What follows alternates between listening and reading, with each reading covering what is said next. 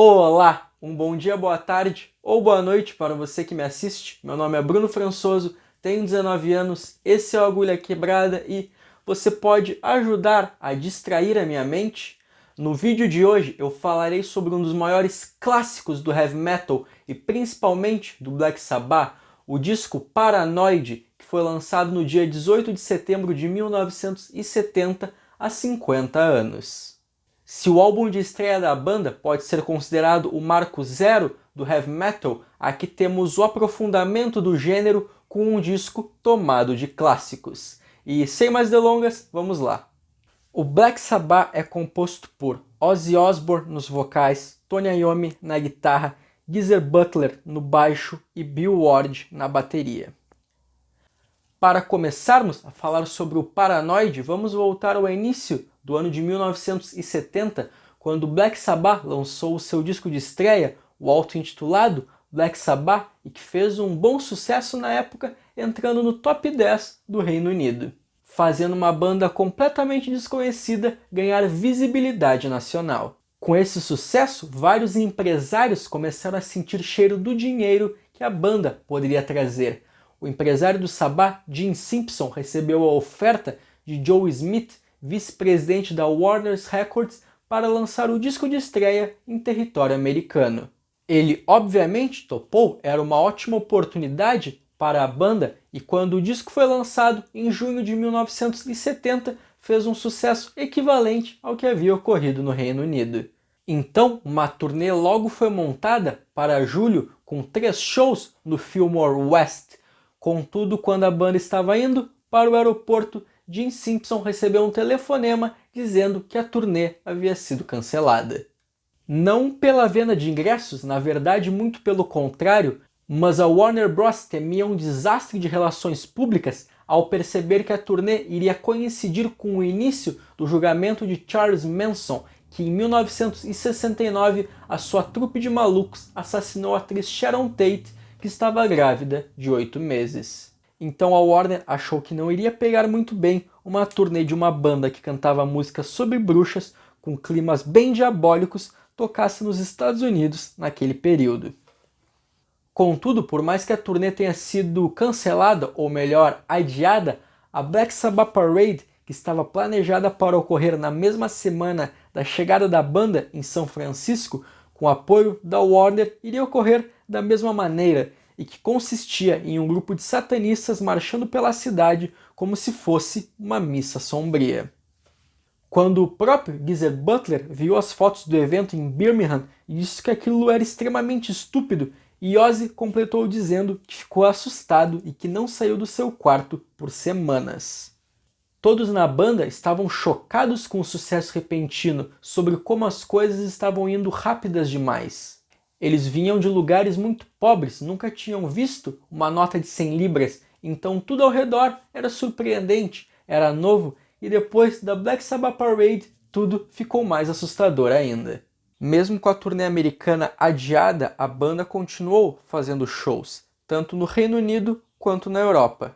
E uma característica muito interessante é que Ozzy ficava no canto do palco e Tony Iommi no meio, tanto porque Ozzy tinha vergonha quanto que Tony preferia muito mais ficar com a atenção toda voltada para si. Se dos Estados Unidos quem foi o primeiro a se aproximar do Sabbath foi Joe Smith após sentir o cheiro do dinheiro, o primeiro no Reino Unido foi Don Arden, mais conhecido como o Al Capone do pop, como as manchetes do tabloide News of the World colocaram. Entretanto, enquanto Joey queria apenas a permissão de distribuir os discos do Sabbath na América, obviamente visando os lucros, Don Arden queria a banda apenas para si. Logo numa das primeiras reuniões do Sabbath com Arden, quem estava lá era sua filha Sharon, que anos depois teria um impacto significativo na biografia do grupo. Contudo, enquanto Arden tentava roubar o Sabbath para si e Gene Simpson manter o controle sobre sua banda, 2 dos empregados mais fiéis de Don fizeram o primeiro movimento, Patrick Meehan e Wilf Pine. Tony Iommi, o líder do Sabbath, tinha vontade de voar muito mais alto, tinha ambições muito grandiosas. Patrick, que agenciava a Worldwide Artists, lhe prometia lugares para a banda tocar cada vez maiores, enquanto Jim só mandava o Sabá tocar em buracos. A parte mais triste dessa história é que o Sabá assinou com a Worldwide Artists depois do seu segundo disco, ou melhor, o seu segundo clássico, o álbum que os consagrou ter sido gravado no período que a banda estava sob influência de Gene Simpson. Contudo, a banda e principalmente Tony Iommi seguiram como se nada tivesse acontecido, um padrão que iria se repetir várias e várias vezes ao longo da história do Black Sabbath. Com o sucesso do primeiro disco, tanto a Vertigo, a gravadora britânica do Black Sabbath, quanto Gene Simpson queriam capitalizar em cima disso. Além de que Jim conseguiu um bom adiantamento com a gravadora para gravar o seguinte. Então, 4 meses após o lançamento do álbum de estreia, na metade de 1970, entre os dias 16 e 21 de julho, alternando entre o Regent Sound Studios, o mesmo onde gravaram o primeiro disco, e no recém-inaugurado Basin Street Studios, de 16 canais, sendo mais uma vez produzido por Roger Ben, o Paranoid foi feito. Curiosamente, o Basin Street Studios foi usado pelo Led Zeppelin, onde eles deram os toques finais no seu terceiro disco. E eu destaco isso pois os membros do Sabbath eram muito amigos de Robert Plant e de John Bonham, que eram também de Birmingham, a cidade natal do Black Sabbath. E os próprios membros do Sabbath consideravam o Led Zeppelin a sua banda favorita e ficavam horas fumando maconha ouvindo os seus discos. E agora, voltando para o Paranoid, uma das grandes diferenças em relação ao disco anterior é a sua temática. Enquanto o primeiro falava sobre o diabo, sobre bruxas, aqui Geezer Butler, que também era responsável pelas letras, traz um lado humano, tratando sobre problemas de cada indivíduo, além de falar sobre os horrores da guerra em várias faixas. Contudo, boa parte das faixas ali presentes já haviam sido compostas antes mesmo do Sabbath lançar o seu primeiro álbum, como a própria War Pigs, que surgiu das jams de 40 minutos que a banda tocava no Star Club na Alemanha. Se o álbum de estreia do grupo foi o marco zero do heavy metal, colocando o Black Sabbath em relevância, aqui no Paranoid foi a sua consolidação. É inegável que é um dos discos mais importantes do gênero, com canções que definem a carreira de um artista. Se o Black Sabbath só tivesse lançado as faixas War Pigs, Paranoid, Iron Man na sua gigantesca carreira, já teria valido a pena. Contudo, a imprensa musical não viu assim. Enquanto o Sabbath era reverenciado pelo seu público e por certos setores ali do mundo da música, na imprensa séria não era a mesma coisa. Várias bandas do hard rock e do heavy metal foram perseguidas pela imprensa musical e com o Black Sabbath não seria diferente. O álbum foi lançado no Reino Unido no dia 18 de setembro de 1970, mesmo dia que anunciaram a morte do Jimi Hendrix, atingindo o topo das paradas, e em janeiro nos Estados Unidos atingindo a 12ª posição. A ideia era realizar um lançamento simultâneo, mas o disco de estreia do Sabbath ainda estava vendendo muito bem nos Estados Unidos, então decidiram adiar por lá. O disco inicialmente iria se chamar War Pigs, fazendo referência à faixa de abertura do álbum que a banda considerou a melhor ali presente e que fazia uma crítica à guerra do Vietnã. Contudo, o Sabbath iria finalmente realizar uma turnê em breve pelos Estados Unidos, e os executivos da Warner não acharam uma boa ideia e vetaram o título, utilizando os mesmos argumentos que os levaram a cancelar a primeira turnê, mas agora temendo sofrer alguma retaliação dos defensores da guerra do Vietnã. Então optaram pelo nome Paranoid, fazendo referência ao single de grande sucesso do disco. Ozzy afirma que a mudança do nome não teve nada a ver com o medo de retaliação, e sim que ao colocar o nome do single lançado um mês antes do álbum, ajudaria nas suas vendas. Entretanto, a arte já havia sido feita para o título War Pigs, tanto que vemos uma figura rosada carregando uma espada e um escudo, então só mudaram para Paranoid. O disco é composto por 8 músicas, sendo 4 em cada lado do vinil, totalizando 44 minutos de som. War Pigs, a faixa que abre o disco e um dos maiores clássicos do Black Sabbath e uma das minhas favoritas da banda. Ela começa com um clima extremamente sombrio, pesado, distorcido, com sirenes, como se estivesse acordando soldados prontos para a guerra. Essa canção é um grande Frankenstein com vários momentos diferentes, mas que acabam se relacionando. A canção foi desenvolvida nos tempos do Star Club, na Alemanha, onde eles tinham vários sets de 45 minutos para cumprir por noite e tinham poucas músicas próprias, então acabavam fazendo longas improvisações, e daí veio War Pigs.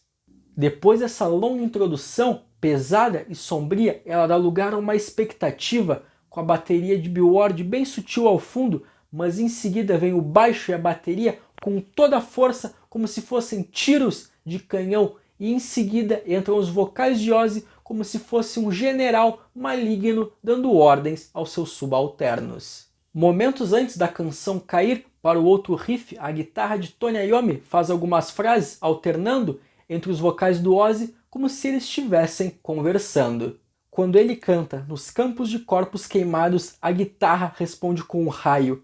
No verso seguinte, enquanto a máquina da guerra continua girando, Tony faz uma frase como se fosse uma engrenagem de uma fábrica, e na seguinte, morte e ódio à humanidade, tanto a bateria quanto a guitarra respondem com fúria.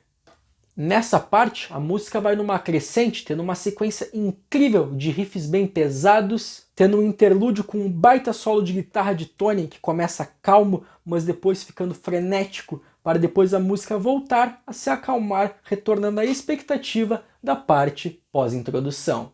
Mas por mais incrível que seja esse solo, o meu destaque fica para aquele que ocorre no final da canção, com frases bem melódicas e muito belas, como se fosse um coro de todos aqueles que se foram na guerra. E é sobre isso que a letra fala, sobre aqueles que criam as guerras, os políticos, ou seja, os porcos, mas e que na verdade não são eles que estão na frente da batalha, lutando e morrendo. Geezer fala que escreveu a letra quando a banda estava tocando em bases militares americanas na Alemanha que serviam como campos intermediários. Os soldados voltavam do Vietnã, ficavam umas 2 semanas por lá e depois voltavam para os Estados Unidos. Geezer conversava com eles e ouvia as histórias horríveis sobre a guerra. Mas ao mesmo tempo que a música traz essas imagens bem horríveis, podemos dizer que ela tem um final feliz, com os porcos da guerra sofrendo e pedindo perdão por todos os seus pecados. Ele fala também que o título original da canção era para ser Wall Purges, que seria um tipo de casamento satanista, mas a gravadora não gostou do título. Mas o uso de imagens diabólicas ao longo da canção, Geezer quis dizer que os criadores da guerra, aqueles que a fomentam, é que são os verdadeiros satanistas. A música vai terminando com um efeito acelerado e tanto esse efeito quanto as sirenes ali no início da canção foram inseridos sem a autorização da banda, mas felizmente eles acabaram gostando. Paranoid, a segunda faixa do disco, começa com um baita riff de guitarra, como se fossem trovões vindos do céu noturno anunciando uma tempestade. Para aos poucos ser preenchido pelo baixo e pela bateria, depois caindo nos versos numa sequência bem frenética, com power chords bem firmes de Tony Iommi, e um baixo bem galopante de Geezer Butler e uma bateria muito forte de Bill Ward. Além de um incrível solo de guitarra de Tony na metade da música. Temos uma das canções mais famosas de toda a carreira do Sabá, se não a mais conhecida de sua carreira, junto de Iron Man. Eu particularmente não sou muito fã de Paranoid, acho na verdade ela bem chatinha, mas respeito a sua importância dentro da banda. Mas uma característica bem interessante de Paranoid é que ela destoa das outras mais pesadas do disco, junto da faixa seguinte, sendo uma canção bem direta e bem acessível. Tanto que ela foi lançada como single, se tornando um grande sucesso, atingindo a 4ª posição no Reino Unido. Contudo, por conta desse sucesso, a banda começou a atrair um público que eles não queriam, como crianças dançando ao som de Paranoid, então por muitos anos a banda decidiu não lançar mais singles. Mas por muito pouco ela não entrou no álbum. A banda já tinha terminado de gravar o disco, mas ainda faltava um espaço ali de mais ou menos uns 3 minutos de duração necessários para se soltar um álbum. Eles já estavam com seu equipamento todo desmontado, prontos para ir embora, então foram lá e montaram tudo de novo. Tony Iommi foi lá e fez o riff de guitarra e Geezer Butler a letra. Tudo foi feito muito rápido, em mais ou menos uns 20-25 minutos. Contudo, a banda não achou a música nada demais e ficaram surpresos quando Roger Ben disse que ela deveria entrar no disco. Mas de todos ali, o que mais foi contra foi Geezer Butler. Ele achava a canção parecida demais com Communication Breakdown, do primeiro disco do Led Zeppelin, e se você for ouvir, tem lá uma certa semelhança entre as duas canções, e dizer que Paranoid era um plágio, uma cópia, e não queria gravá-la. No entanto, Tony Iommi sabia do costume do Led Zeppelin de pegar materiais de outros artistas emprestado sem pedir autorização, não viu nenhum problema nisso. A canção foi gravada em 2 takes com Ozzy gritando as letras recém-escritas por Geezer Butler.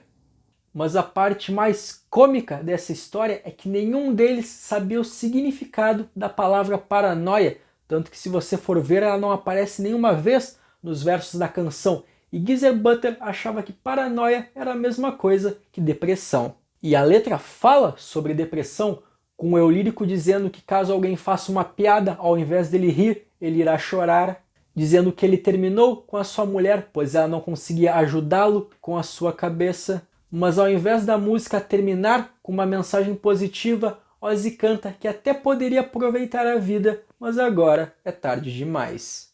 Planet Caravan, a terceira faixa do disco, é mais uma que destoa do peso das outras canções. Não que isso seja algo ruim, mas diferente de Paranoid, que é muito mais direta, essa aqui nos transporta para um ambiente muito mais etéreo, acústico, com umas pegadas um pouco jazzísticas, com o uso de piano e de maracas também.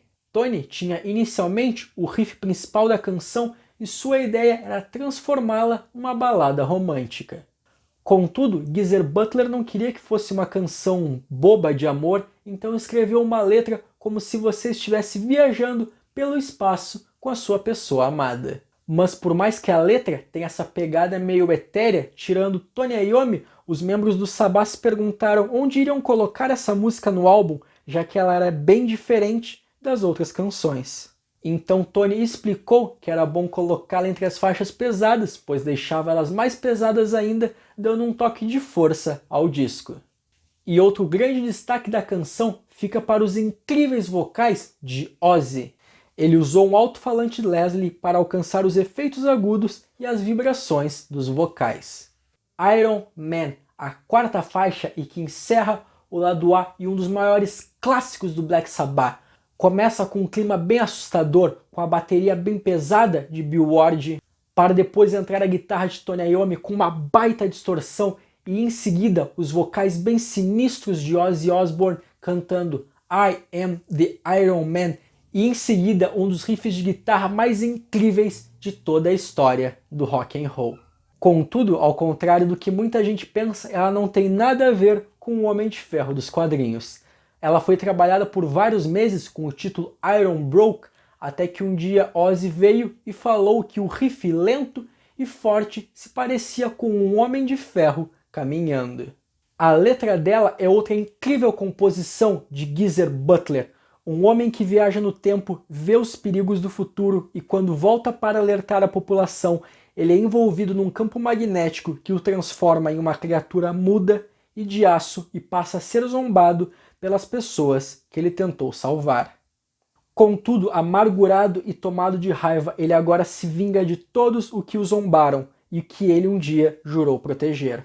Mas será que isso é um paradoxo? Ele tentou alertar sobre os perigos do futuro da humanidade e ele mesmo acabou destruindo-a? Eu já vi várias pessoas falando que os membros do Sabbath são péssimos músicos e sem talento, o que eu discordo completamente, e essa música prova isso. Com passagens puxadas para o jazz, mudança de andamento, solos de guitarra incríveis, principalmente o do final da canção. Como se finalmente o Homem de Ferro estivesse realizando a sua vingança. Electric Funeral, a quinta faixa do disco e a que abre o lado B, começa com uma guitarra bem distorcida, com os efeitos de wah-wah, com uma baita bateria e baixo também, e com os vocais de Ozzy semelhantes a de alguém que acabou de se levantar do túmulo. Mas por mais assombroso que seja esse início da canção, a parte mais interessante fica para o interlúdio que ocorre na metade. Um pouco puxado para o jazz, com a bateria e baixo bem pulsantes, mas principalmente para a guitarra de Tony, que na hora que Ozzy canta Electric Funeral com um vocal bem sinistro, a guitarra parece que está cantando junto, ajudando mais ainda nesse clima assombroso. Se War Pigs é uma crítica direta à guerra, em Electric Funeral o medo atômico já não é mais uma ameaça, e sim uma profecia.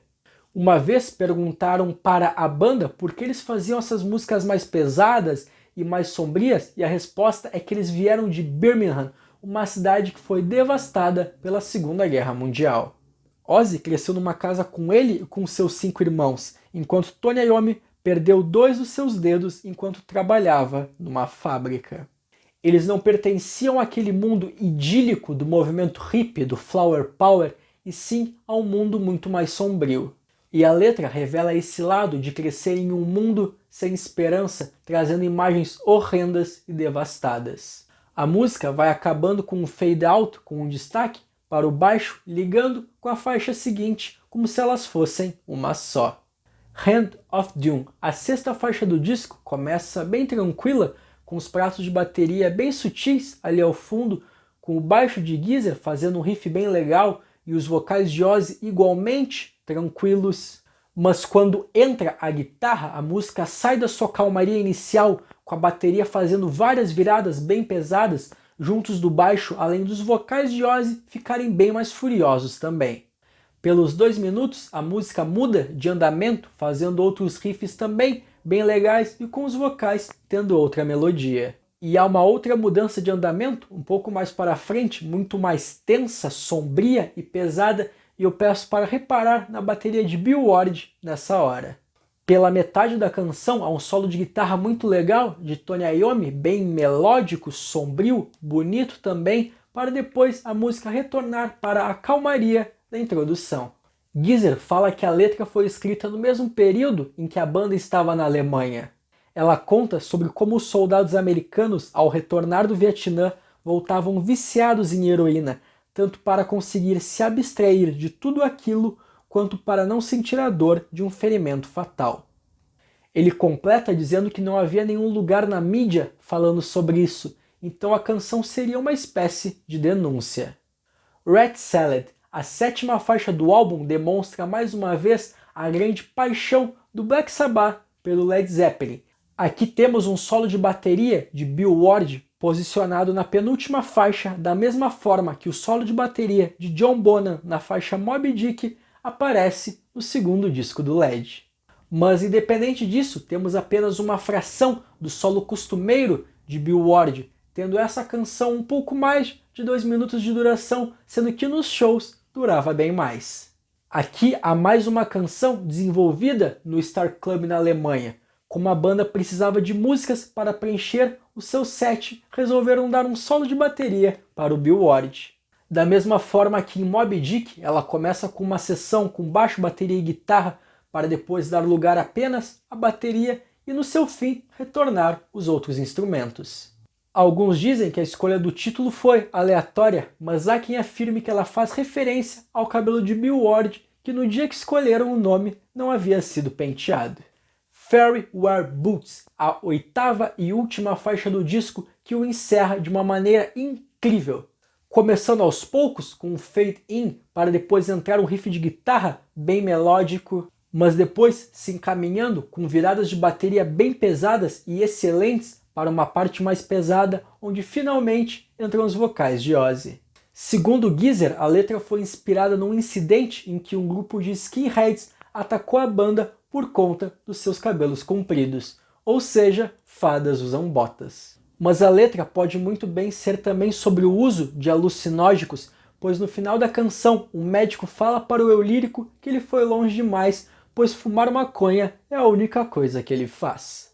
Conclusão: Paranoid, o 2º disco do Black Sabbath e um dos seus maiores clássicos, foi a sua consolidação. Se o primeiro álbum deles é considerado o marco zero do heavy metal, aqui eles o aprimoram, o expandem, com hinos tanto do gênero quanto da banda, como War Pigs, Paranoid e Iron Man. Mas saindo dos temas de bruxas, feitiços e o diabo do primeiro álbum, abraçando agora uma temática muito mais humana. Um álbum poderoso para uma banda poderosa. Espero que quem tenha assistido ao vídeo até aqui tenha gostado e se interessado. E não se esqueça de se inscrever no canal, caso ainda não seja inscrito, e curtir o vídeo, caso tenha gostado, além de compartilhar com seus amigos que gostam tanto do Black Sabbath como gostam de música, para mais pessoas terem acesso a esse conteúdo, além de seguir o Insta da Agulha Quebrada, que eu vou deixar o link aqui na descrição. Até a próxima!